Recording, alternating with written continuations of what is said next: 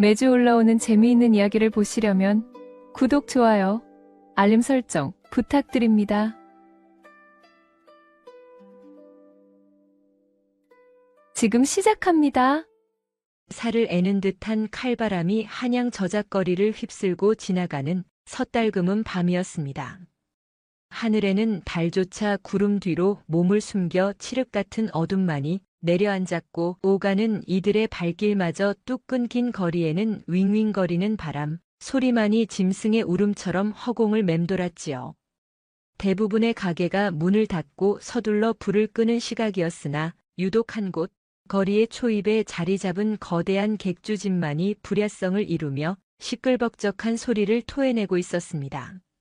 기름진 고기 굽는 냄새와 독한 술 향기가 문틈으로 새어나오는 그곳은 돈이면 무엇이든 된다고 믿는 최객주가 운영하는 유흥의 소굴이었답니다. 그 화려한 문이 거칠게 열린 것은 밤이 가장 깊어갈 무렵이었습니다. 쾅 하는 소리와 함께 누더기보다 못한 옷을 걸친 여인 하나가 눈 쌓인 바닥으로 내동댕이 쳐졌습니다. 그녀는 짐짝처럼 굴러떨어지며 가녀린 신음을 흘렸으나 문 앞에 선 거구의 사내는 눈 하나 깜짝하지 않았지요. 비단옷을 겹겹이 껴입고도 추위가 싫다는 듯 몸을 웅크린 최객주는 바닥에 쓰러진 여인을 내려다보며 혀를 찼습니다. 쯧쯧. 내 진즉에 말하지 않았느냐. 약조한 몫을 해내지 못하면 밥 한 톨도 아깝다고 말이다. 나리 제발 한 번만 봐주십시오. 이 추위에 나가면 얼어 죽습니다. 며칠만 더 말미를 주시면 반드시 갚겠습니다. 여인은 얼어붙은 땅을 손톱이 뒤집히도록 긁으며 애원했습니다. 목소리는 갈라져 바람소리에 묻힐 듯 위태로웠고 앙상하게 드러난 손목은 금방이라도 부러질 듯 했지요. 하지만 최객주는 코웃음을 칠 뿐이었습니다. 그는 품에서 곰방대를 꺼내 물며 마치 더러운 오물을 보듯 여인을 흘겨보았습니다. 말미, 내년이 병을 핑계로 자리에 누운 게 벌써 보름이다. 내 너를 거둘 때 쓴 돈이 얼마인데 이제 와서 앓는 소리냐? 쓸모없는 말은 잡아먹기라도 하지만 병든 계집은 땔감으로도 못 쓰는 법이야. 살려주십시오, 나리. 제가 낫기만 하면 시키시는 일은 무엇이든 하겠습니다. 듣기 싫다. 당장 내 눈앞에서 사라져라. 내일 아침 내 문지방 앞에 내년 송장이 있어 재수 옴붙게 하지 말고 어디 가서 조용히 죽으란 말이다. 최객주는 비정하게 대문을 닫아 걸었습니다. 육중한 나무 문이 닫히는 소리가 천둥처럼 여인의 가슴을 때렸지요. 다시금 정적이 찾아온 거리에는 매서운 눈발만이 흩날리기 시작했습니다. 여인은 비틀거리는 몸을 일으키려 애썼으나 오랫동안 굶주리고 병든 몸은 말을 듣지 않았습니다. 그녀의 이름은 연화였으나 그곳에서 그녀는 그저 식충이 혹은 병든 년으로 불렸을 뿐입니다. 차라리 이대로 눈에 덮여 잠들면 고통도 잊을 수 있으리라 그녀는 흐릿해지는 의식 속에서 체념하듯 눈을 감았습니다. 그때였습니다. 화려한 객주집과는 정반대편 좁고 어두운 골목 끝자락에서 하얀 김이 모락모락 피어오르는 것이 보였습니다. 그곳은 사람들의 발길이 뜸해 파리만 날린다고 소문난 작고 허름한 시루떡 가게였습니다. 하루 종일 떡을 쪄내고 남은 온기가 채 가시지 않은 그곳에 주인 서유는 가게 정리를 마치고 문을 나서던 참이었습니다. 그는 어깨에 묻은 쌀가루를 털어내며 하늘을 올려다보았습니다. 눈이 거세지는군. 올겨울은 유난히도 모질어. 혼잣말을 중얼거리고 옷깃을 여미던 서윤의 눈에 골목 입구에 쓰러진 검은 형체가 들어왔습니다.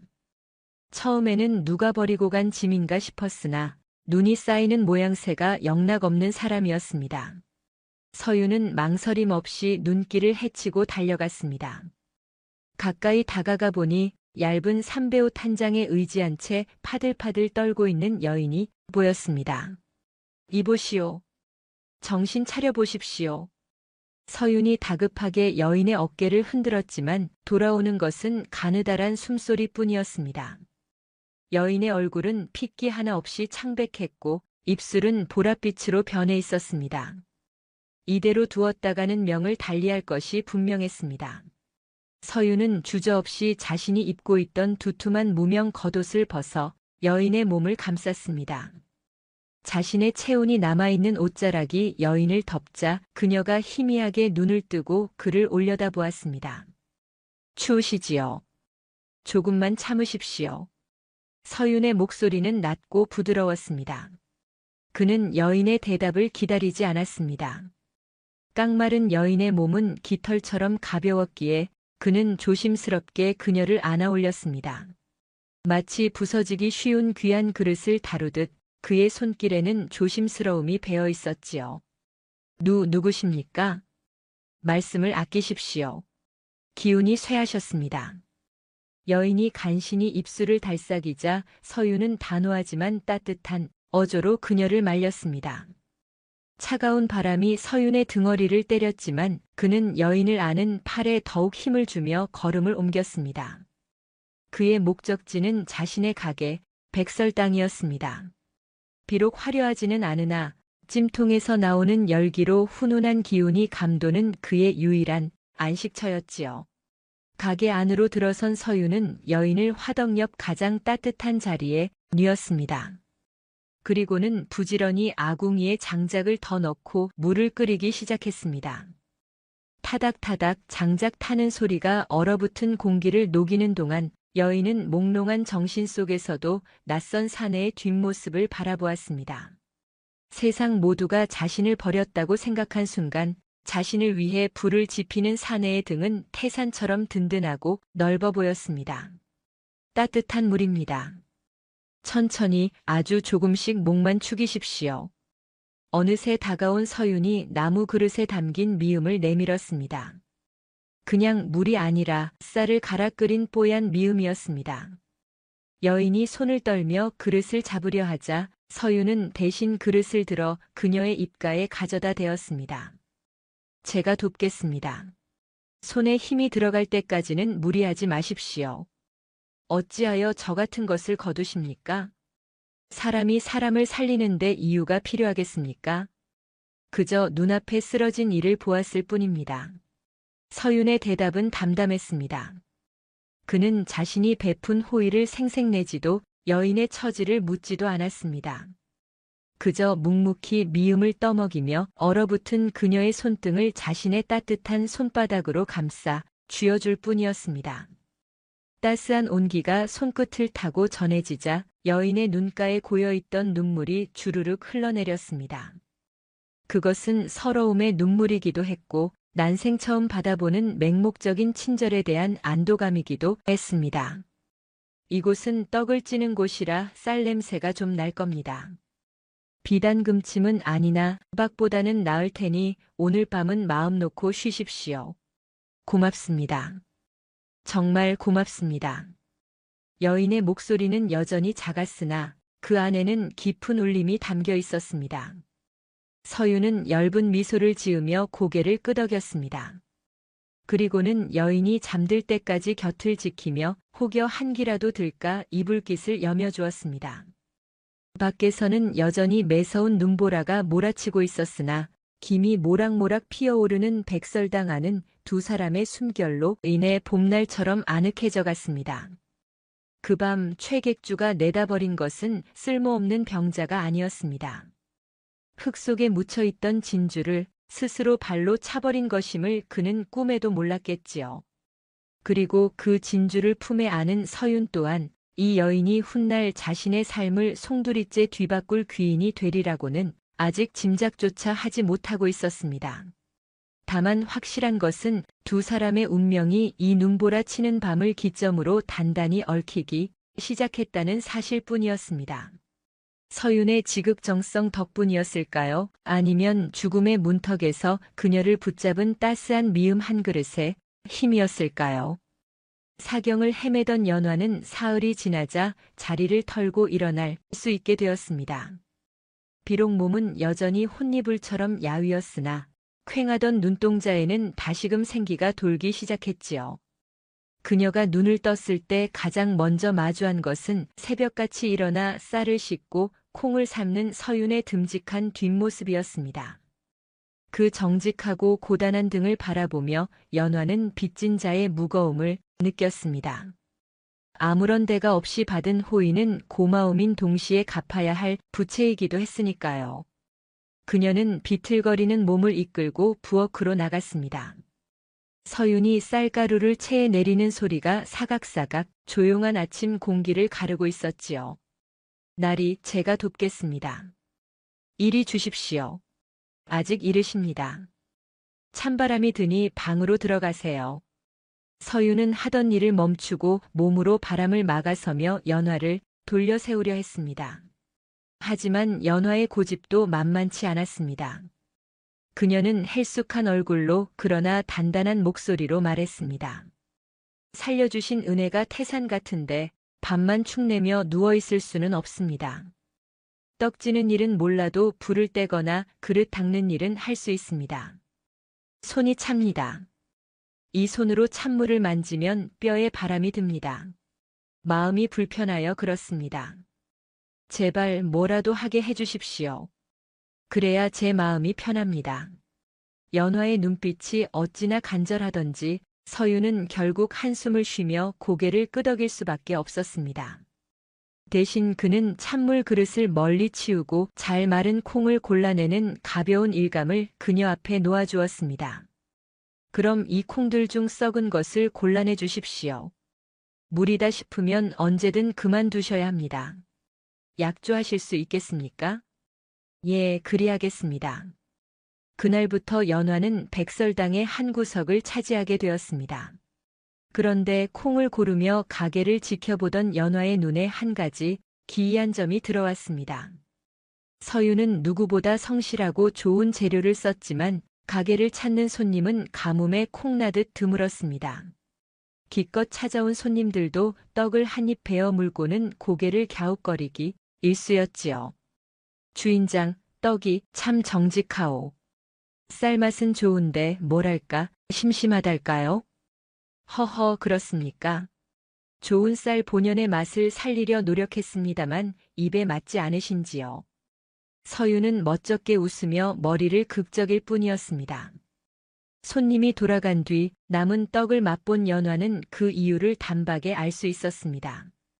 서윤의 떡은 훌륭했으나 혀끝을 감는 매력이 없었습니다. 그저 배를 불리는 음식일 뿐 마음을 동하게 하는 맛이 아니었던 것이지요. 연화는 최객주 밑에서 온갖 산전수전을 겪으며 까다로운 주정뱅이들의 입맛을 맞추느라 어깨너머로 익힌 감각이 있었습니다. 무엇보다 그녀에게는 남들은 잡초라 여기는 풀꽃에서도 향을 찾아내는 남다른 코와 혀가 있었습니다. 어느 날 서윤이 땔감을 구하러 잠시 자리를 비운 사이였습니다.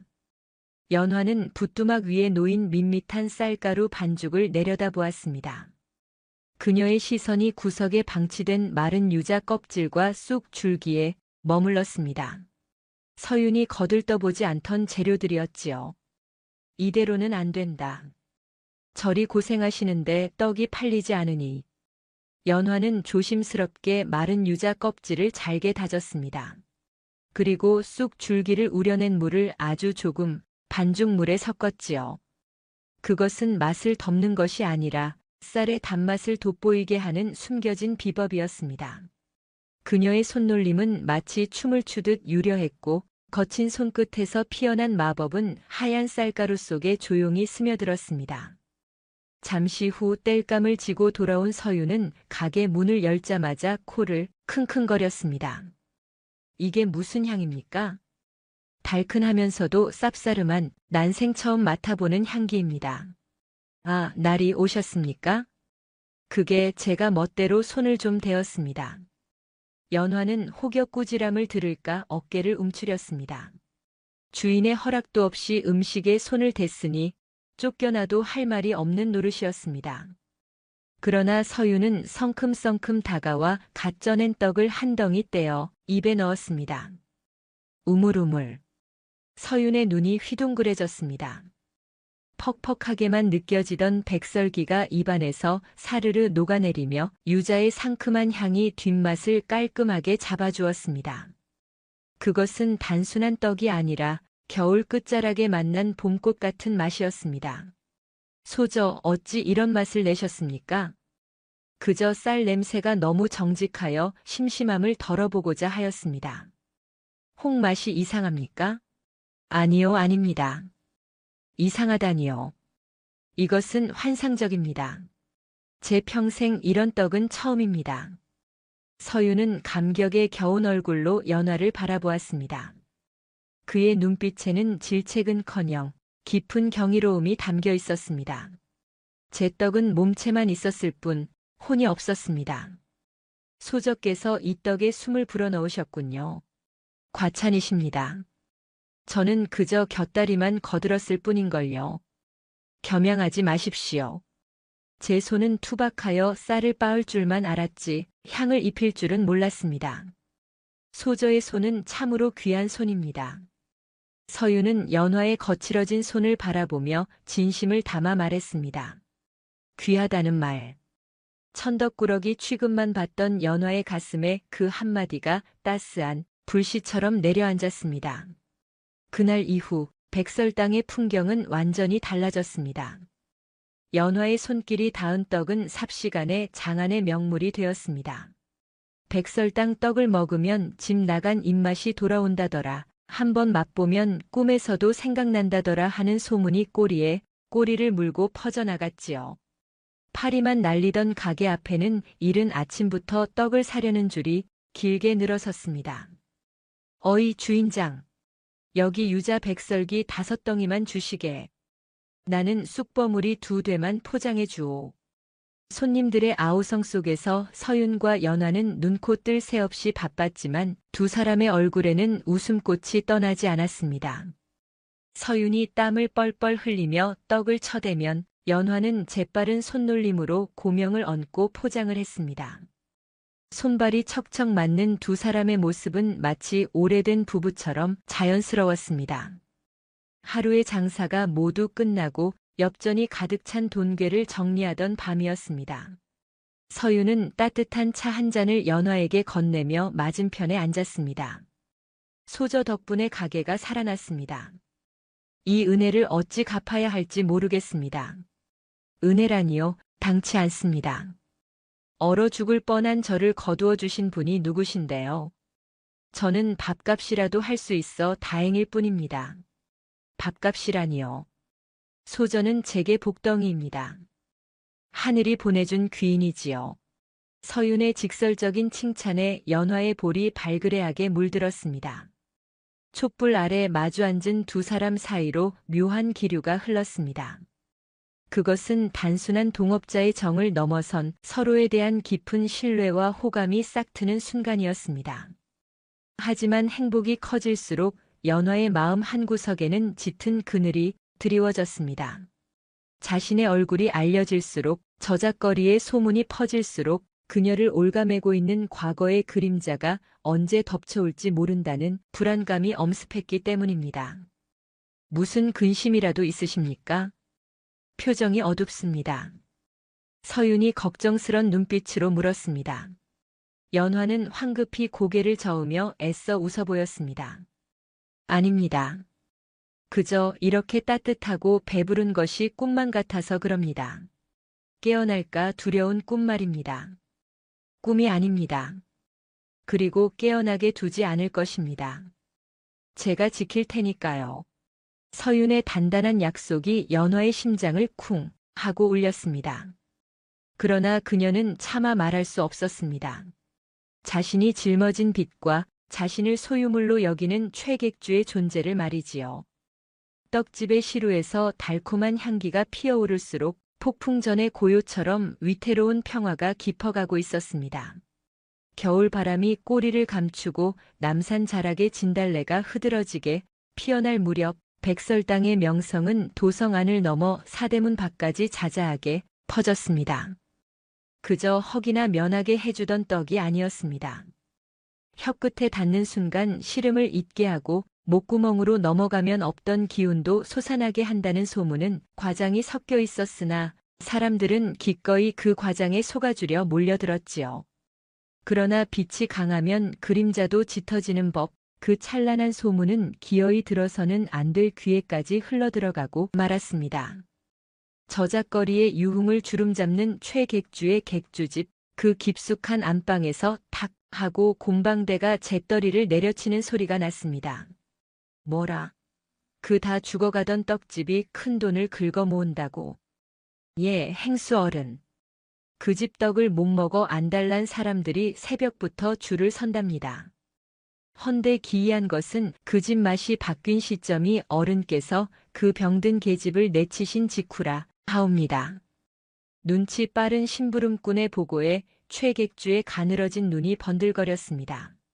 그는 돈 냄새를 맡는 데에는 귀신보다 더한 재주가 있는 위인이었지요. 호, 그래. 내다 버린 돌멩이가 사실은 황금알을 낳는 거위였다. 이 말이지. 내 분명 송장이 되어 나갔으리라 여겼는데 명줄 한번 즐기구나. 어찌할까요? 그냥 두면 우리 객주 손님들 간식거리까지 그 집으로 다 뺏길 판입니다. 두라? 천만의 말씀. 내 집 문지방을 넘었던 것은 죽어서 귀신이 되어도 내 것이다. 제 발로 나간 돈복이 아니냐. 마땅히 제자리로 돌려놓아야지. 최객주는 누런이를 드러내며 비릿하게 웃었습니다. 그의 탐욕스러운 손가락이 허공을 쥐었다 펴며 샘을 하듯 꼼지락거렸습니다. 먹구름이 몰려오는 줄도 모르고 백설땅의 봄날은 그저 화창하기만 했습니다. 그날은 마침 춘당대 시사가 열리는 날이라 거리는 구경 나온 인파로 발 디딜 틈이 없었습니다. 서윤과 연화는 밀려드는 주문에 점심도 거른 채 떡을 쪄내야 했지요. 해가 뉘엿뉘엿 넘어가고 나서야 겨우 마지막 손님을 보낸 두 사람은 땀에 젖은 이마를 닦으며 마주보고 웃음을 터뜨렸습니다. 아이고, 허리가 끊어지는 줄 알았습니다. 소저 괜찮으십니까? 저는 끄떡없습니다. 나리께서 더 고생하셨지요.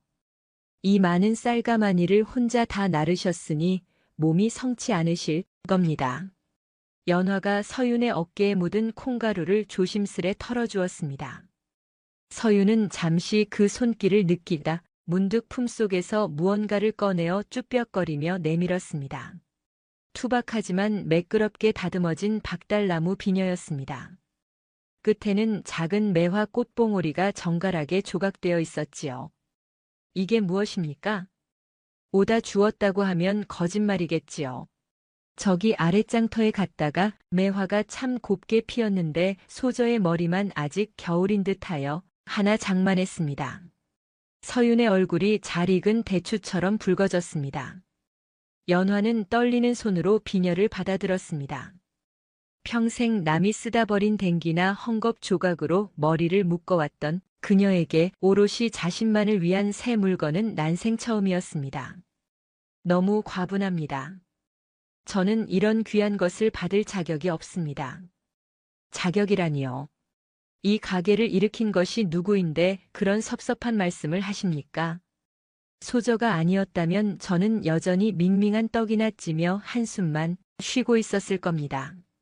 하지만 나리께서는 제 과거를 모르십니다. 저는 떳떳한 사람이 못 됩니다. 언젠가 그들이 저를 찾으러 올까봐 매일 밤 문고리를 잡고 떱니다. 연화의 목소리가 젖어들었습니다.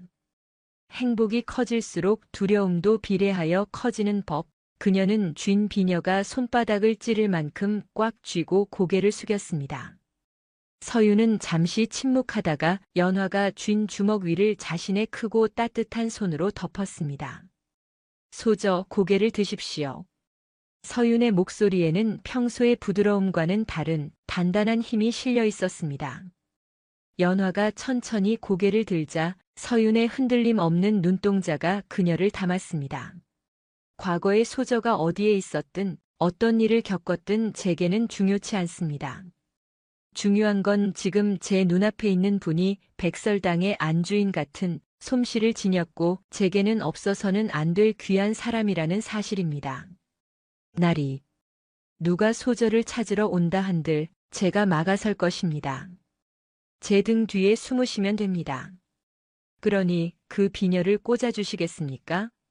제 마음이 무색해지지 않도록 말입니다.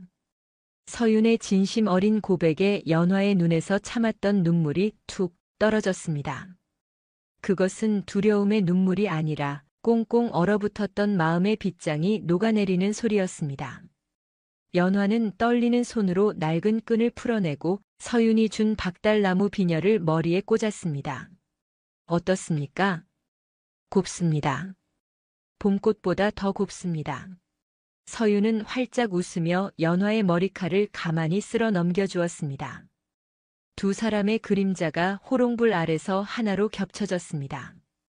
그 순간만큼은 세상의 모든 시름이 사라지고 오직 서로의 숨소리만이 존재하는 듯 했습니다.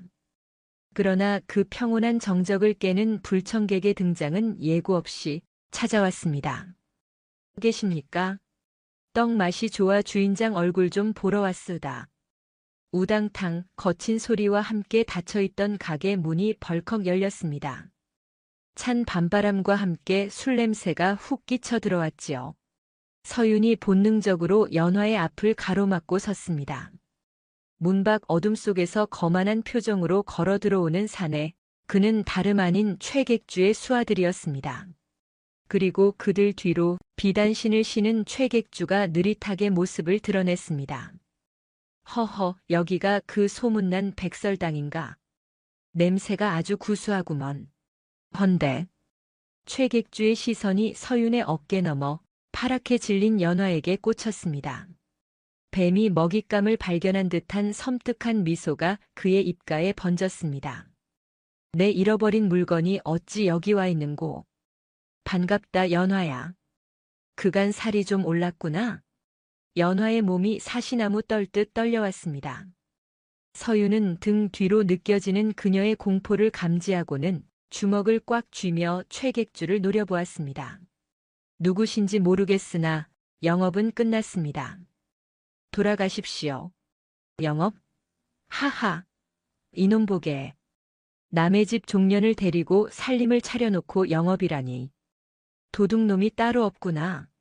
최객주가 품속에서 누렇게 바랜 종이 한 장을 꺼내 흔들었습니다. 그것은 연화의 이름이 적힌 문서, 그녀의 발목을 올가매고 있는 저주스러운 족쇄였습니다. 내 오늘 밀린 셈을 좀 치러야겠는데 말이 통하려나 모르겠네. 봄밤의 낭만은 순식간에 산산조각이 났고 백설당에는 살벌한 한기가 감돌기 시작했습니다. 서윤은 문서를 쥔 최객주의 손을 그리고 뒤에서 옷자락을 붙잡은 연화의 손을 번갈아 느끼며 이제야말로 자신의 약속을 증명해야 할 때가 왔음을 직감했습니다. 최객주가 흔드는 누런 종이 한 장에 백설당의 공기는 순식간에 얼어붙었습니다. 그것은 단순한 종이가 아니었습니다. 연화의 지난 삶을 짐승의 시간으로 올가매었던 끔찍한 사슬이자 그녀가 아무리 발버둥 쳐도 벗어날 수 없었던 저주였습니다. 연화는 비명을 지르는 대신 입술을 피가 맺히도록 깨물며 서윤의 등 뒤로 더욱 깊숙이 몸을 숨겼습니다. 사시나무 떨듯 흔들리는 그녀의 두 손이 서윤의 옷자락을 생명줄처럼 움켜쥐고 있었지요. 서윤은 등 뒤로 전해지는 그 절박한 떨림을 느끼며 눈앞의 불청객을 향해 차갑게 가라앉은 목소리를 냈습니다. 문서라 하셨습니까? 내 보기에는 그저 낡은 종이 쪼가리로 보입니다만. 허허, 이 젊은이가 세상 물정을 모르나 눈이 어두운 게냐? 여기 찍힌 관인과 지장이 보이지 않아? 이 계집이 내 집에서 먹은 밥이 몇 가만이며 입은 옷이 몇 벌인데. 병 수발까지 들어 살려놨더니 야반도주를 해? 이건 엄연한 절도야, 절도. 최객주는 짐짓 억울하다는 듯 가슴을 치며 목소리를 높였습니다. 그의 뒤에 서 있던 왈패들도 낄낄거리며 험악한 분위기를 조성했지요. 연화가 더는 참을 수 없다는 듯 서윤의 등 뒤에서 힘겹게 목소리를 짜냈습니다. 거짓말, 다 거짓말입니다. 저는 품삯 한 푼 못 받고 10년을 일했습니다. 병들었다고 한겨울 길바닥에 내버린 건 나리시지 않습니까? 어허, 어디서 주인이 말하는데 말대꾸를 하느냐. 내버리다니? 잠시 바람이나 쐬고 정신 차리라 내보낸 것을 내년이 독을 품고 숨어버린 게지. 안 그러우냐? 최객주의 뻔뻔한 궤변에 서윤의 미간이 깊게 구겨졌습니다. 말이 통할 상대가 아니었습니다. 서윤은 깊은 한숨을 내쉬고는 연화를 보호하듯 팔을 벌려 막아서며 단도직입적으로 물었습니다. 그래서 원하시는 게 무엇입니까? 그 문서를 태우고 이 사람을 놓아주는 대가가 얼마입니까? 오호라, 말이 좀 통하는구먼. 그래, 자네가 이 계집의 새 서방이라도 되겠다는 건가? 최객주는 흥미롭다는 듯 곰방대를 입에 물고는 가게 안을 휘휘 둘러보았습니다. 갓 쪄낸 떡 냄새와 수북이 쌓인 쌀가마니, 그리고 구석에 놓인 돈괴를 훑어보는 그의 눈빛이 탐욕으로 번들거렸습니다. 어디 보자, 10년간 먹인 밥값에 약가, 거기다 괘씸죄까지 더하면 엽전 500냥은 받아야겠네. 500냥이라니요. 사람 목숨값이 어찌 그리 비쌉니까? 연화가 경악하며 소리쳤습니다. 500냥은 기와집 한 채를 사고도 남을 큰돈이었습니다.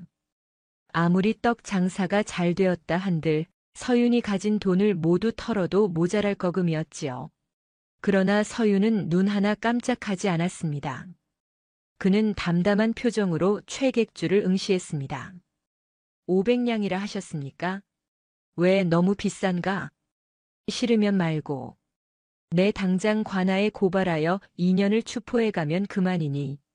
곤장 좀 맞고 옥살이 좀 하다 보면 정신을 차리겠지. 최객주가 짐짓 돌아선 척하며 발을 때려 하자 서윤이 다급하지만 침착함을 잃지 않은 어조로 그를 불러 세웠습니다. 기다리십시오. 드리겠습니다. 나리. 안 됩니다. 그 돈이 어떤 돈인데 이러십니까? 연화가 서윤의 팔을 잡아 끌며 말렸지만 서윤은 그녀의 손을 부드럽게 감싸 쥐며 고개를 저었습니다. 소저, 돈은 다시 벌면 그만입니다. 허나 사람은 한 번 잃으면 다시 얻을 수 없습니다. 제게는 소저가 천금보다 귀합니다. 서윤은 가게 안쪽 깊숙한 곳으로 들어가 장롱 깊이 숨겨두었던 묵직한 돈괴를 들고 나왔습니다. 쿵 하고 돈괴가 바닥에 놓이는 소리에 최객주의 눈이 휘둥그레졌습니다. 서윤이 괴짝을 열자 그동안 피땀 흘려 모은 엽전 꾸러미들이 그 모습을 드러냈습니다. 여기 300냥이 있습니다. 제 전 재산입니다. 나머지는 차용증을 써드릴 테니 일단 이 사람의 문서를 넘기십시오. 서윤의 결단에 최객주는 잠시 멍하니 돈괴를 바라보았습니다. 생각보다 훨씬 많은 돈이 쏟아져 나온 것에 놀란 눈치였지요. 그는 곰방대를 탁탁 털며 묘한 미소를 지었습니다. 그는 본래 돈만 챙기고 떠날 심산이었으나 서윤이 망설임 없이 전 재산을 내놓는 것을 보자 생각이 바뀌었습니다. 이놈 보게. 이 계집에게 미쳐도 단단히 미쳤구나. 헌데 저 계집이 떡 맛의 비결이라 했지? 최객주의 머리가 팽팽 돌아갔습니다. 돈 300냥은 크지만 한 번 먹으면 사라질 돈입니다. 하지만 저 계집의 재주를 손에 넣는다면, 자신의 객주에 떡집을 차려 손님을 끌어모은다면 300냥이 아니라 3000냥도 벌 수 있을 터였습니다. 허허, 젊은이가 사랑 한번 요란하게 하는구먼. 좋다, 300냥. 일단 받지. 최객주는 하인들에게 눈짓하여 돈괴를 챙기게 했습니다. 서윤이 손을 내밀었습니다. 돈을 받으셨으니 문서를 주십시오. 문서? 아, 이거 말이냐? 최객주는 문서를 서윤의 코앞에서 흔들더니 다시 품속으로 쏙 집어넣었습니다. 서윤의 얼굴이 딱딱하게 굳어졌습니다. 이게 무슨 짓입니까? 어허, 성질 급하긴. 내 말 아직 안 끝났네. 300냥은 그간의 이자로 받겠다는 게야. 원금은 별도지. 뭐라고요? 그런 억지가 어디 있습니까? 억지라니? 장사 하루 이틀 하나? 물은 연체된 빚에는 이자가 붙는 법. 그리고 생각해보니 내가 이 아이를 그냥 보내기엔 너무 아까운 재주를 가졌단 말이지. 최객주가 연화에게 다가가며 누물거리는 목소리로 속삭였습니다. 연화야, 들리는 소문이 아주 좋더구나. 내 손끝에서 나오는 그 떡 맛, 내 객주에서 팔면 아주 큰 돈벌이가 되겠어. 그러니 이렇게 하자. 빚을 갚기 힘들면 내 몸으로 때우거라. 내 밑에서 떡을 빚어 빚을 다 갚을 때까지 일한다면 이 친구 괴롭히지 않으마. 그것은 제안이 아니라 협박이었습니다. 연화를 다시 자신의 소굴로 끌고 가 죽을 때까지 부려먹겠다는 속셈이었지요. 연화의 얼굴이 횟가루처럼 하얗게 질렸습니다. 그녀는 다시 그 지옥으로 돌아가느니 차라리 혀를 깨물고 죽고 싶은 심정이었을 것입니다. 서윤의 눈에서 서늘한 분노가 일렁였습니다. 그는 더 이상 참지 않겠다는 듯 한 걸음 앞으로 나서며 최객주의 앞을 가로막았습니다. 그의 덩치는 생각보다 컸고 매일 떡매를 치며 단련된 어깨는 위압적이었습니다. 더는 못 듣겠습니다. 이자는 충분히 치렀고 원금이라 우기시는 것도 법도에 맞지 않습니다. 지금 당장 돌아가지 않으시면 포도청에 고발하여 시비를 가릴 것입니다. 포도청? 하하. 내 놈이 관아 맛을 못 봤구나. 고을 현감 영감이 내 술친구인 줄 모르고 하는 소리냐? 최객주가 비웃으며 서윤의 가슴팍을 곰방대로 툭툭 쳤습니다. 좋다, 기회를 주지. 내일 해가 질 때까지 나머지 200냥을 가져오너라. 만약 가져오지 못하면 그땐 돈이 아니라 이 계집을 끌고 갈 것이다. 그리고 내 놈 가게도 쑥대밭이 될 줄 알아라. 최객주는 돈괴를 챙긴 하인들을 이끌고 유유히 가게를 빠져나갔습니다. 폭풍이 휩쓸고 지나간 자리에 남은 것은 텅 빈 돈괴와 망연자실한 두 사람뿐이었습니다. 날이 어찌하여 그 큰 돈을 주셨습니까? 연화가 바닥에 주저앉아 오열했습니다. 자신의 존재가 서윤에게 짐이 되고 그가 피땀 흘려 모은 모든 것을 앗아갔다는 죄책감이 그녀를 짓눌렀습니다. 차라리 저를 보내시지 어찌 그러셨습니까? 저는 그럴 가치가 없는 사람입니다. 일어나십시오. 서윤이 무릎을 꿇고 연화의 눈물을 닦아주었습니다. 그의 표정은 돈을 잃은 사람치고는 기이할 정도로 평온했습니다. 아니, 오히려 무언가 큰 결심을 한 사람의 눈빛이었지요. 돈은 잃었으나 소전은 아직 제 곁에 있습니다. 그거면 되었습니다. 하지만 내일까지 200냥을 어찌 구합니까? 이제 우린 끝입니다. 아니요, 끝나지 않았습니다. 저자의 탐욕이 오히려 약점이 될 것입니다.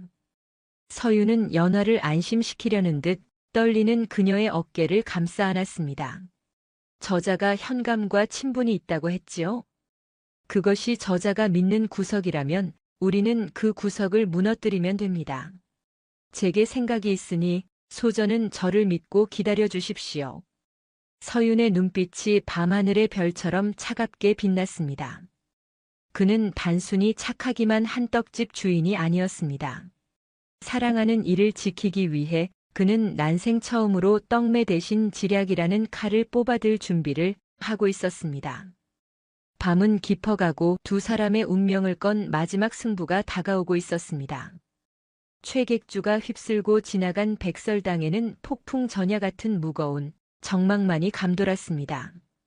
텅 빈 돈괴는 입을 벌린 채 그들의 처지를 비웃는 듯 했고 촛불은 바람 앞에 위태롭게 흔들리고 있었습니다. 그러나 서윤의 눈빛만은 흔들리지 않았습니다. 그는 굳게 닫힌 문을 한동안 노려보다가 결심이 선 듯 연화를 향해 돌아앉았습니다. 소저, 혹시 암행어사라는 말을 들어보셨습니까? 암행어사라니요? 임금님의 명을 받고 몰래 탐관 오리를 벌한다는 그분들 말씀이십니까? 그렇습니다. 장터에서 들려오는 소문이 심상치 않습니다. 최근 도성 근처 떡집과 주막을 돌며 민심을 살피는 삿갓은 선비가 있다더군요. 허름한 행색이나 눈빛이 예사롭지 않다 하여 상인들끼리 수군대는 것을 들었습니다. 서윤의 목소리는 낮지만 힘이 있었습니다. 그는 탁자 위에 놓인 콩을 하나 집어들며 말을 이었습니다. 최객주가 믿는 구석이 고을 현감이라면 우리는 그보다 더 높은 곳에 줄을 대야 합니다.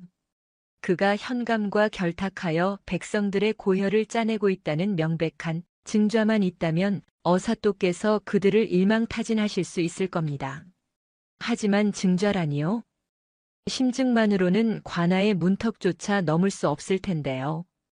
연화의 걱정 어린 물음에 서윤은 입술을 깨물었습니다. 그것이 문제였습니다. 최객주는 교활한 자라 자신의 비리를 쉽게 드러낼 위인이 아니었습니다. 서윤이 막막함에 한숨을 내쉬려는 찰나 연화의 눈동자가 문득 촛불처럼 일렁였습니다. 그녀는 무언가 떠오른 듯 떨리는 목소리로 입을 열었습니다. 날이 증좌라면 있을지도 모릅니다. 예. 그게 무슨 말씀이십니까? 제가 최객주의 집에서 온갖 자비를 도맡아 하지 않았습니까? 손님들이 먹다 남은 술상을 치우거나 깊은 밤 객주의 방에 군부를 때려 갈 때 보았던 것이 있습니다. 연화의 기억은 고통스러운 시간 속에 묻혀 있었으나 지금은 그것이 유일한 희망의 끈이었습니다. 그녀는 숨을 깊게 들이마시고 말을 이었습니다. 최객주는 의심이 많아 장부를 둘로 나누어 관리했습니다. 하나는 관아에 보여주는 가짜 장부이고 다른 하나는 진짜 들어오고 나간 돈을 적은 검은 장부지요. 술에 취해 잠들었을 때 그가 그 검은 장부를 보물단지처럼 끌어안고 중얼거리는 것을 들었습니다. 이것만 있으면 현감놈도 내 발 아래 있다고 말입니다. 서윤의 눈이 번쩍 뜨였습니다. 그것이야말로 최객주의 목줄을 쥘 수 있는 결정적인 단서였습니다. 그 장부 어디에 숨겨두었는지 아십니까?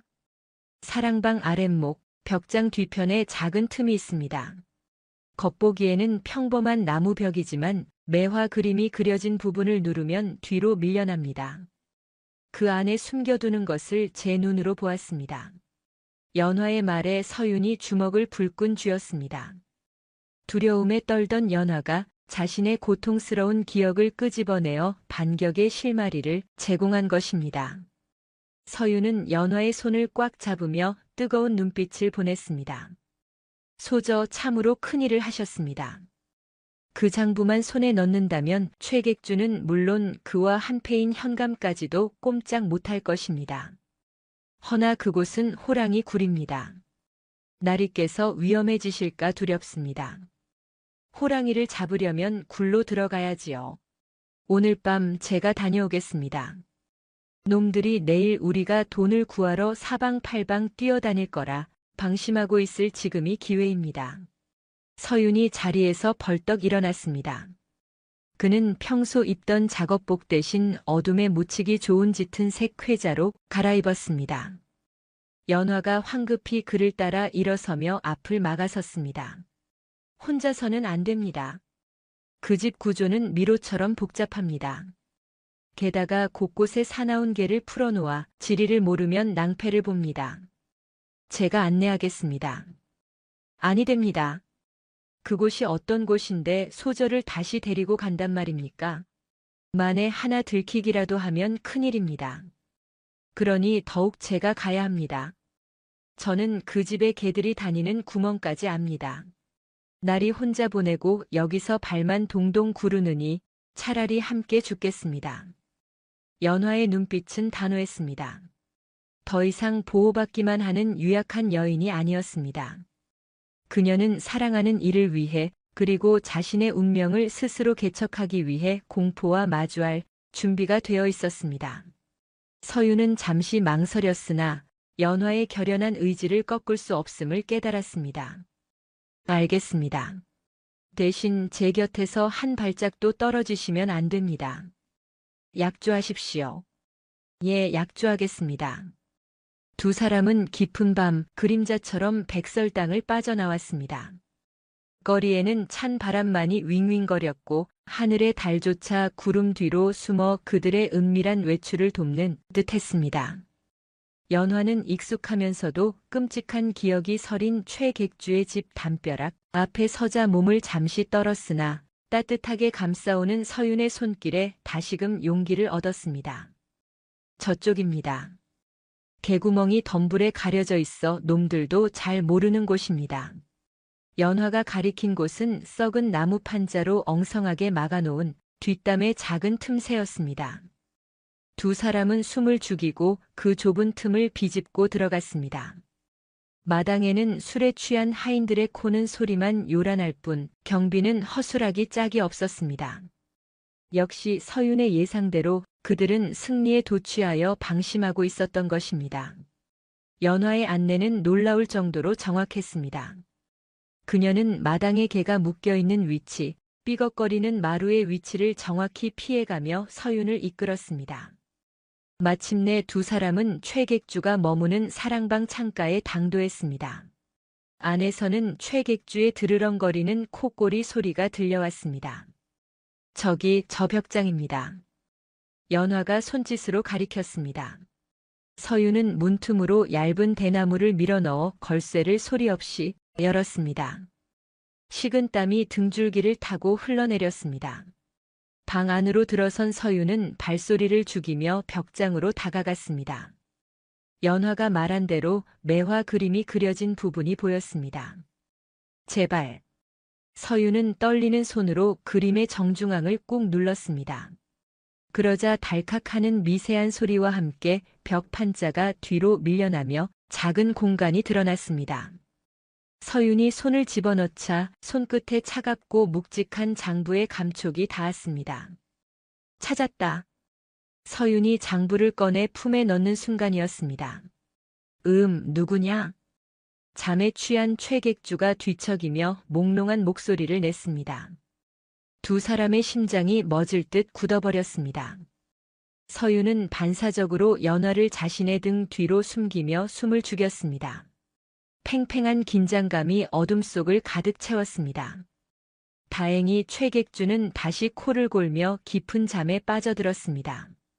서윤과 연화는 안도의 한숨을 삼키며 도둑고양이처럼 살금살금 방을 빠져나왔습니다. 다시 담을 넘어 거리로 나왔을 때 동쪽 하늘이 희끄무레하게 밝아오고 있었습니다. 서윤은 품속의 장부를 꺼내 확인했습니다. 안에는 최객주가 빼돌린 세금 내역과 관아에 바친 뇌물 목록이 빽빽하게 적혀 있었습니다. 이것이야말로 악의 고리를 끊어낼 정의의 칼이었습니다. 해냈습니다, 소저. 우리가 해냈습니다. 날이 정말 다행입니다. 정말 다행입니다. 연화는 다리에 힘이 풀린 듯 주저앉으며 서윤의 품에 안겼습니다. 서윤은 그런 그녀를 으스러지도록 꽉 껴안았습니다. 이제 끝을 낼 시간입니다. 날이 밝는 대로 어사또를 찾아갈 것입니다. 그리고 보란듯이 소저를 자유롭게 해드리겠습니다. 새벽 여명이 밝아오는 거리를 바라보는 두 사람의 눈빛에는 이제 두려움 대신 확신에 찬 희망이 타오르고 있었습니다. 그러나 그들은 아직 몰랐습니다. 최객주가 아침에 눈을 뜨고 장부가 사라진 것을 알게 되었을 때 어떤 광풍이 몰아칠지를 말입니다. 시간과의 싸움이 시작되었습니다. 날이 채 밝기도 전 최객주의 고함이 새벽의 정적을 찢어발겼습니다. 사라진 장부, 열린 벽장, 그리고 바닥에 떨어진 낯익은 헝겊 조각. 그것은 연화가 머리를 묶을 때 쓰던 댕기 끈이었습니다. 자신의 목숨줄이 끊어진 것을 직감한 최객주는 미친 듯이 날뛰었습니다. 잡아라. 당장 그년과 떡집 놈을 잡아들여. 장부를 찾지 못하면 너희 놈들 목부터 칠 것이다. 독이 바짝 오른 왈패들이 몽둥이를 들고 우르르 몰려나갔습니다. 그 시각 백설 땅으로 돌아온 서윤과 연화는 가쁜 숨을 몰아쉬며 마지막 결단을 내려야 했습니다. 밖에서는 이미 쿵쿵거리는 발소리와 함께 그들을 찾는 고함이 점점 가까워지고 있었습니다. 날이 어서 가십시오. 저작거리 장터 국밥집 그곳에 그 선비님이 계십니다. 함께 가야 합니다. 놈들이 들이닥치면 소저가 위험합니다. 아닙니다. 둘이 같이 움직이면 놈들의 눈에 띄어 잡히고 맙니다. 제가 가게에 남아놈들의 시선을 끌겠습니다. 나리께서는 그 사이 반드시 어사또를 모셔와야 합니다. 연화가 서윤의 등을 떠밀었습니다. 서윤은 차마 발길이 떨어지지 않았으나 연화의 눈빛은 그 어느 때보다 단호했습니다. 그것은 단순히 희생하겠다는 체념이 아니라 사랑하는 이를 믿고 기다리겠다는 강인한 의지였습니다. 반드시 돌아오겠습니다. 털끝 하나라도 다치게 두지 않을 것입니다. 믿습니다. 어서 가십시오. 서윤은 입술을 깨물며 뒷문으로 몸을 날렸습니다. 그가 담을 넘어 골목으로 사라지자마자 앞문이 박살나며 왈패들이 들이닥쳤습니다. 이 요물 같은 년, 장부 어디에 숨겼느냐? 최객주의 수하가 연화의 멱살을 잡고 흔들었습니다. 연화는 공포로 온몸이 떨렸지만 이를 악물고 그들을 노려보았습니다. 나는 모르는 일이다. 그리고 주인장은 새벽같이 장에 나갔으니 헛수고 말거라. 인연이 끝까지 오리발을 내밀어 끌고 가. 현감날이 앞으로 끌고 가서 주리를 틀면 실토하겠지. 연화는 짐승처럼 끌려갔습니다. 난장판이 된 백설당에는 지식여진 떡과 깨진 시루 조각만이 뒹굴고 있었지요.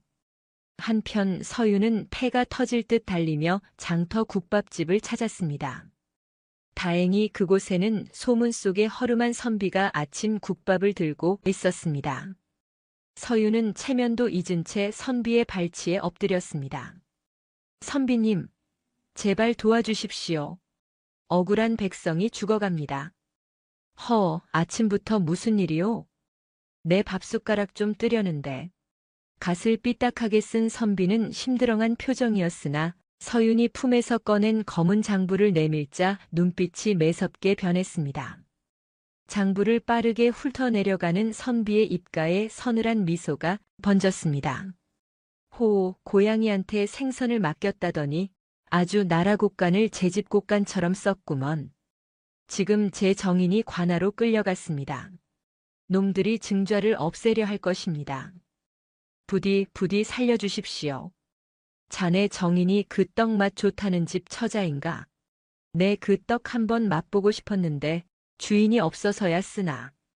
가세, 떡값 하러 가야지. 선비가 자리에서 벌떡 일어났습니다.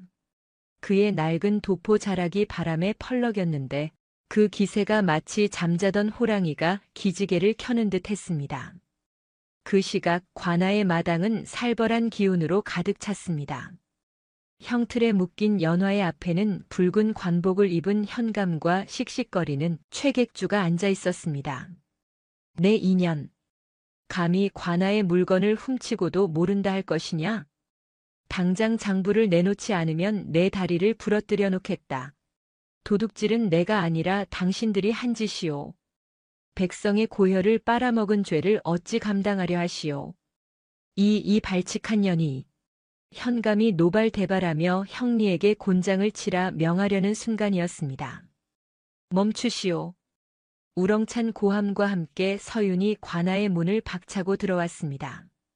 흑투성이가 된 몰골이었으나 그 기세만큼은 장군감 못지않았습니다. 최객주가 벌떡 일어나 손가락질했습니다. 저놈이다. 저놈이 장부를 훔쳐간 도둑놈이다. 당장 저놈을 쳐라.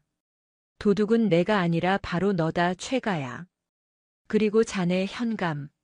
이 장부가 무엇인지 설명해 보시지. 서윤이 품에서 검은 장부를 꺼내 높이 치켜들었습니다. 현감의 얼굴이 사색이 되었습니다. 그는 당황하여 포졸들에게 소리쳤습니다. 저놈이 미쳤구나. 당장 저 종이 쪼가리를 뺏고 옥에 가둬라.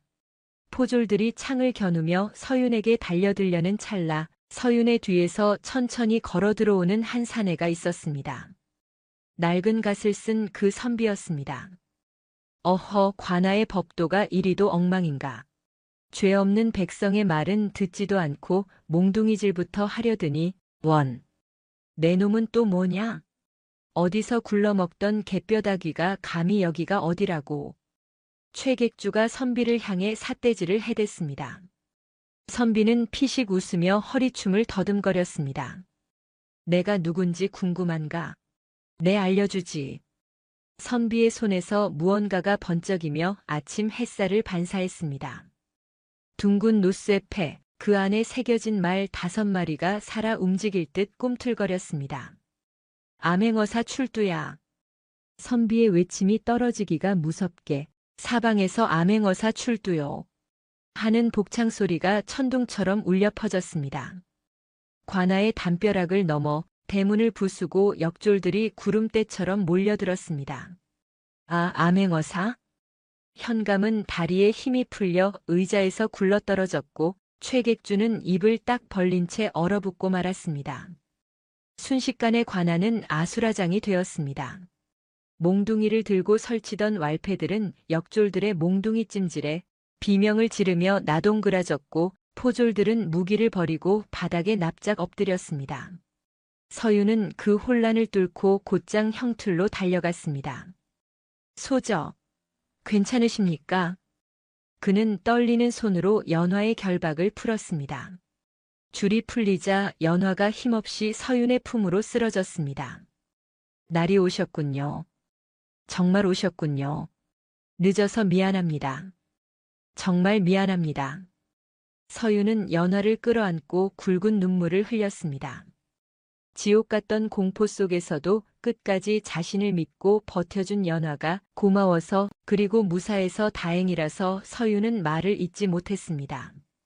한편 마패를 든 어사또는 덜덜 떨고 있는 현감과 최객주 앞에 섰습니다. 백성을 돌보아야 할 수령이 장사치와 결탁하여 배를 불리고 힘없는 여인을 핍박하였으니 그 죄가 하늘에 닿았다. 여봐라. 이 죄인들을 당장 포박하여 옥에 가두고 서울로 압송할 채비를 하라. 아이고 어사또 나리. 한 번만 살려주십시오. 저는 억울합니다. 이거 놔라. 내가 누군 줄 알고. 이거 놓지 못해. 최객주가 발악하며 끌려나가는 꼴은 참으로 가관이었습니다. 평생 남을 짓밟고 떵떵거리던 자의 말로는 이토록 초라하고 비참했지요. 모든 소란이 잦아들고 관아 마당에는 따스한 봄 햇살이 다시금 내리쬐었습니다. 어사또는 서윤과 연화에게 다가와 빙긋 웃으며 말했습니다. 자네들 덕분에 큰 도둑을 잡았네. 내 이공을 조정에 알려 포상토록 할 것이니 그리할게. 포상은 바라지 않습니다. 그저 저희가 다시 평범하게 떡을 빚으며 살 수만 있다면 그것으로 족합니다. 서윤의 겸손한 대답에 어사또는 고개를 끄덕였습니다. 참으로 욕심 없는 사람들일세. 허나 저 악당이 태워버린 문서는 사라졌으나 빚은 남았다고 억지를 부릴 수도 있으니 내 이것을 정리해주지. 어사또는 관아의 서기에게 명하여 최객주가 가지고 있던 모든 노비 문서와 차용증을 가져오게 했습니다. 그 더미 속에서 연화의 이름이 적힌 낡은 종이가 나왔습니다. 이것이 자네를 올가매던 족쇄로군. 어사또가 건네준 문서를 받아든 연화의 손이 파르르 떨렸습니다. 10년 아니 평생을 그녀를 괴롭혀온 저주가 이제 종이 한 장으로 남아 그녀의 손안에 있었습니다. 서윤이 품에서 부싯돌을 꺼내어 불을 붙였습니다. 화르륵. 붉은 불꽃이 종이를 집어삼켰습니다. 검은 재가 되어 허공으로 흩어지는 족쇄를 바라보며 연화는 비로소 참았던 울음을 터뜨렸습니다. 그것은 슬픔이 아니라 완전한 해방의 눈물이었습니다. 서윤은 그런 연화의 어깨를 감싸 안으며 흩날리는 재 위로 속삭였습니다. 이제 다 끝났습니다. 소전은 자유입니다. 악몽 같던 겨울이 지나고 백설 땅의 지붕 위로 따스한 봄볕이 쏟아지는 날이었습니다. 그날은 온 동네가 떠나갈 듯 잔치 분위기로 들썩였지요. 바로 서윤과 연화가 100년 가약을 맺는 날이었기 때문입니다. 악독한 최객주가 사라지고 평화를 되찾은 거리는 활기로 가득 찼고 두 사람의 혼례를 축하하러 온 하객들이 가게 마당을 넘어 골목 어귀까지 장사진을 이루었습니다. 신랑 입장. 집리의 우렁찬 외침과 함께 사모관대를 쓴 서윤이 당당하게 걸어 나왔습니다. 평소 밀가루 묻은 작업복 차림만 보던 사람들은 훤칠하고 늠름한 그의 자태에 탄성을 질렀습니다. 그리고 뒤이어 연지곤지를 곱게 찢고 화려한 화롯을 입은 연화가 수줍게 모습을 드러냈지요. 어머나 세상에. 저 색시가 정말 그때 그 처자란 말인가? 쉿. 그런 말 마시게. 선녀가 따로 없구먼. 진흙 속에서 연꽃이 피었다더니 옛말 틀린 게 하나도 없어. 사람들의 웅성거림 속에서 서유는 연화를 맞이했습니다. 눈부시게 고운 그녀의 모습에 서유는 잠시 숨 쉬는 것도 잊을 뻔했습니다. 눈보라 치던 밤 죽어가던 모습은 온데간데 없고 이제는 누구보다 귀하고 아름다운 여인이 되어 그들 앞에 서 있었으니까요. 두 사람은 마주보고 절을 올리며 검은 머리가 팥뿌리가 될 때까지 서로를 아끼고 사랑하겠노라 천지신명 앞에 맹세했습니다. 자, 이제 합 한 줄을 나누십시오. 서윤이 떨리는 손으로 표주박 잔을 건넸고 연화가 조심스레 받아 입술을 축였습니다. 술 한 모금에 지난날의 고단함이 씻겨 내려가고 또 한 모금에 다가올 날들의 희망이 차올랐습니다. 서윤은 연화의 손을 꼭 잡고 나직이 속삭였습니다. 고맙습니다. 제 곁에 와주셔서 그리고 살아주셔서 날이야말로 제게 숨을 주시고 이름을 찾아주셨습니다. 평생 은혜 갚으며 살겠습니다. 은혜라니요. 부부 사이에 그런 말은 샘을 치를 때나 쓰는 겁니다. 그저 사랑만 하십시오. 서윤의 농담 섞인 진담에 연화가 맑게 웃음을 터뜨렸습니다. 하객들이 던지는 팥과 쌀알 세례 속에서 두 사람은 세상에서 가장 행복한 부부가 되었습니다. 혼례가 끝난 뒤에도 백설당의 인기는 식을 줄을 몰랐습니다. 아니, 오히려 날개를 단 듯 더 높이 비상했지요. 백설당 떡을 먹으면 집안에 복이 들어온다. 부부 금슬이 좋아진다는 소문까지 더해져 이제는 한양뿐만 아니라 지방에서도 떡을 맛보러 오는 손님들로 문전성시를 이루었습니다. 가게는 옆집까지 터서 확장했고 일손을 돕는 점원도 여럿 두게 되었습니다. 어느 날 오후 눈코 뜰 새 없이 바쁜 점심시간이 지나고 잠시 한숨을 돌리던 때였습니다. 가게 구석에 앉아 떡을 오물거리는 어린아이를 보며 연화가 서윤에게 물었습니다. 여보, 기억나십니까? 예전에는 저 아이만 한 떡 한 조각이 없어 굶기를 밥 먹듯 했습니다. 어찌 있겠습니까? 그래서 부인께서 매일 남은 떡을 동네 빈민들에게 나누어 주는 것 아닙니까? 가진 게 많아지니 겁도 납니다. 혹여 우리가 초심을 잃고 거만해질까 봐요. 연화의 걱정에 서유는 따뜻한 미소를 지으며 그녀의 어깨를 감싸 안았습니다. 걱정 마십시오. 부인의 손끝에 그 마음이 살아있는 한 우리 떡 맛은 변하지 않을 겁니다. 그리고 제가 옆에서 지켜볼 테니까요. 예, 그리해 주십시오. 당신은 제게 등불 같은 분이니 길을 잃지 않게 비춰주셔야 합니다. 그때 점원이 헐레벌떡 뛰어왔습니다. 대행수님, 마님, 궁궐에서 사람이 나왔습니다. 궁궐이라니? 두 사람이 놀라 뛰어나가 보니 상궁 차림의 여인이 고상한 자태로 서 있었습니다. 임금님께서 백설당의 유자 백설기 맛을 보시고 감탄하시어 다가오는 왕실 연회에 떡을 올리라 하명하셨네. 해낼 수 있겠는가? 서윤과 연화는 서로를 바라보았습니다. 거리에 버림받은 여인과 이름 없는 떡집 주인이 이제는 임금님의 상에 오를 음식을 짓게 된 것입니다. 그것은 단순한 성공이 아니라 정직하게 흘린 땀과 서로를 지켜낸 사랑이 만들어낸 기적 같은 결실이었습니다. 분부 받들겠습니다. 정성을 다해 올리겠습니다. 서윤이 힘차게 대답하자 연화도 결의에 찬 눈빛으로 고개를 숙였습니다. 그날 밤 모든 일과를 마치고 두 사람은 가게 마루에 나란히 걸터 앉았습니다. 밤하늘에는 휘영청 밝은 달이 떠 있었고 찜통에서는 내일 쓸 쑥 향기가 은은하게 배어나오고 있었습니다. 서윤은 연화의 무릎에 머리를 기대어 누웠습니다. 참으로 긴 하루였습니다. 그리고 참으로 긴 겨울이었습니다. 하지만 이제는 봄입니다. 영원히 지지 않을 봄이지요. 연화가 서윤의 이마를 부드럽게 쓸어주었습니다. 서윤은 눈을 감고 그녀의 손길을 느끼며 물었습니다. 부인, 만약 그때 제가 문을 열고 나가지 않았다면, 우리가 만나지 못했다면 어찌 되었을까요? 글쎄요. 아마 저는 차가운 눈 속에서 별이 되었겠지요. 하지만 저는 압니다. 당신이 아니었어도 우리 인연은 어떻게든 닿았을 겁니다. 당신의 떡 냄새가 저를 불렀을 테니까요. 하하, 제가 떡을 아주 잘 쪄야 할 이유가 하나 더 늘었군요. 당신이 언제든 길을 잃으면 그 냄새를 맡고 찾아와야 하니 말입니다. 두 사람은 소리내어 웃었습니다. 그 웃음소리는 밤바람을 타고 골목골목으로 퍼져나갔습니다. 이제 그들에게는 두려울 것도 숨길 것도 없었습니다. 과거의 상처는 서로를 단단하게 묶어주는 매듭이 되었고, 시련은 그들의 사랑을 더욱 깊고 진하게 숙성시키는 발효의 시간이 되었습니다. 사랑합니다, 연화. 내 생명이 다하는 날까지. 저도 은혜합니다, 서윤. 제 목숨보다 더. 달빛 아래 두 사람의 그림자가 하나로 포개어졌습니다. 백설당의 굴뚝에서는 여전히 하얀 김이 모락모락 피어오르고 있었지요.